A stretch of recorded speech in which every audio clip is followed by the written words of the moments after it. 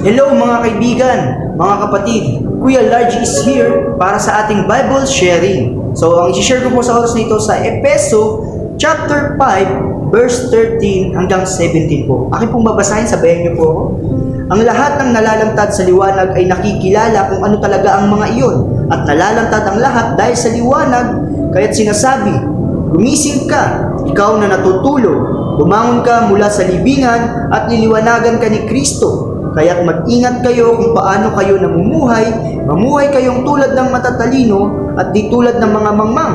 Samantalahin ninyo ang bawat pagkakataon na kayo'y makagawa ng mabuti, sapagkat punong-puno ng kasamaan ang daigdig ngayon. Huwag kayong maging hangal. Unawain ninyo kung ano ang kalooban ng Panginoon. So dito mga kapatid, makikita natin, tinuturuan tayo na tayo po ay dapat is magliwanag sa mga nangangailangan ng liwanag na galing kay Kristo. Tayo po'y binigyan ng liwanag ng Diyos pamamagitan ni Kristo Jesus. Na dati tayo ay nasa dilim, pero binigyan tayo ng liwanag dahil sa ating Panginoong Jesucristo na namatay sa krus ng Kalbaryo para sa atin. At we need na tayo is maging kagamitan para ang ibang nangangailangan ng liwanag ni Kristo is maliwanagan din sila mga kapatid. At pero minsan tayo po ay napapagod, minsan po tayo po ay nawawala sa focus, no?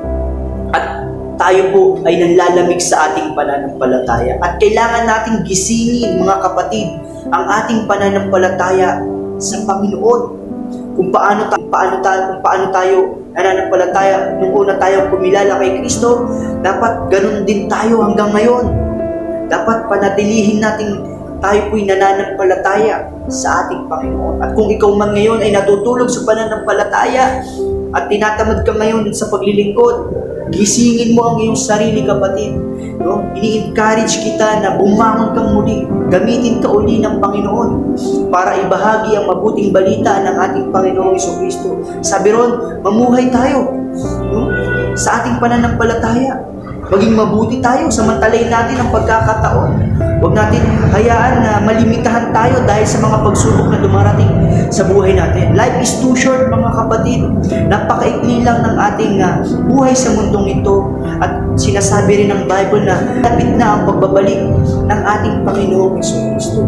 Kaya kailangan nating ihanda ang ating sarili. Diba? Huwag tayong masanay na okay lang. Diba? Na next time na lang, tsaka na lang. Kasi yan yung mga salitang unti-unting pumapatay sa ating pananampalataya. Kapag tayo po ay nawawala sa ating pong passion, kung gaano tayo kasipag nung unang mga panahon na tayo nakakilala sa Panginoon, dapat ibalik natin kapatid. Gisingin natin ang ating pananampalataya sa Panginoon. Huwag na nating hayaan muli tayong bumalik sa kung ano tayo dati. Doon na yung grace ng Lord. Doon na yung kahabagan ng Diyos sa atin.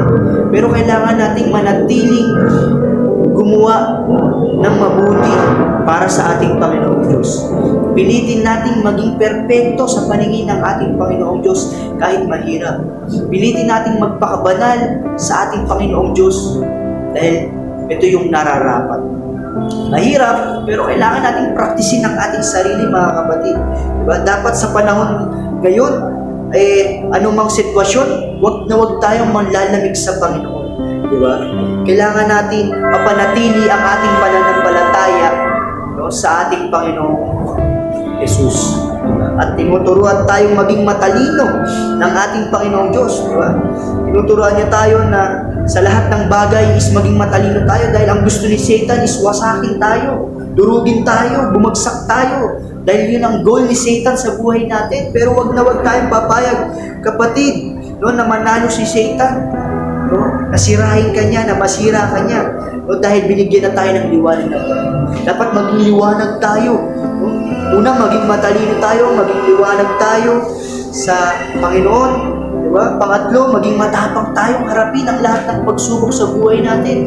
Ang kailangan lang kapatid is manatili tayo sa pananampalataya natin sa Panginoon. At pang-apat kapatid is maging masipag tayo sa gawain natin sa Panginoon. Sa lahat ng ministry o sa ating paglilingkod sa Panginoon, kailangan maging matapang tayo, maging masipag tayo sa ginagawa natin. Kahit na napapagod tayo, kailangan magpatuloy pa rin tayo sa ginagawa natin. Walang ibang gagawa nito kundi tayong mga nakakaunawa, kundi tayong mga binigyan ng liwanag ng Diyos. Kaya kailangan nating magpatuloy, kapatid. Be consistent sa kung anong pananampalatayang ibinigay sa atin. Maniwala tayo sa kayang gawin ng Diyos at magliwanag tayo sa mga taong nangangailangan mula sa kadiliman, which is kailangan nating ibahagi ang salita ng ating Panginoon. Maging kagamitan tayo, kapatid. Disipulo tayo. Kung sinasabi natin na tayo disipulo ni Kristo, diba? Dapat maging mabuting halimbawa tayo sa nakararami. Be a good example. Kung talagang sinasabi mong followers ka ni Christ, dapat maging matalino ka, diba? Maging liwanag ka, maging matapang ka, maging masipag ka, at maging disipulo ka ni Kristo. Dahil doon makikita yung ating karakter, no? Talagang we fall, no? We break, we fail, but with Jesus we rise, we heal, and we overcome. Diba? Talagang minsan, talagang babagsak tayo, manghihina tayo, pero kailangan lang natin bumalik sa kung anong ginagawa natin dati. Kailangan lang natin ulit tignan si Kristo kung paano tayo namumuhay dati sa Kanya. Diba? Marami sa ating mga leaders, maaari ikaw napanghihinaan, pero kapatid, wag na wag kang susuko. Wag na wag kang titigil. Sapagkat isa ka sa kagamitan ng Diyos para maging liwanag sa nakararami. Diba? Sa panahon na mas kailangan nating manatili sa pag-asang ibibigay ng Diyos, sa panahon na mas kailangan nating makilala ang ating sarili, sa panahon mas kailangan nating magpatuloy, diba? Kailan pa tayo gigising, mga kapatid? No? Kapag huli na ba ang lahat? Kaya hanggat bata pa tayo, hanggat may pagkakataon pa tayo, no, na makagawa ng mabuti, no, is magpalakas tayo sa ating pananampalataya. Lagi tayong humingi ng lakas sa Diyos sa pamamagitan ng ating panalangin at pagtitiwala natin sa ating Panginoong Diyos. Tandaan natin na huwag natin kalimutan ang dapat nating inaalala. Kung kalimutan mo na ang lahat, huwag na huwag lang ang ating Panginoong Diyos. Put God first, mga kapatid.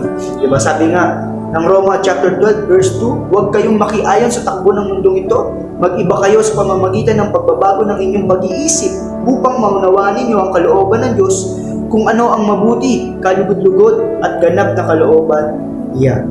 So mga kaibigan, gising na sa ating pananampalataya. Ang gusto ni Satan is masira ka, mawasak ka.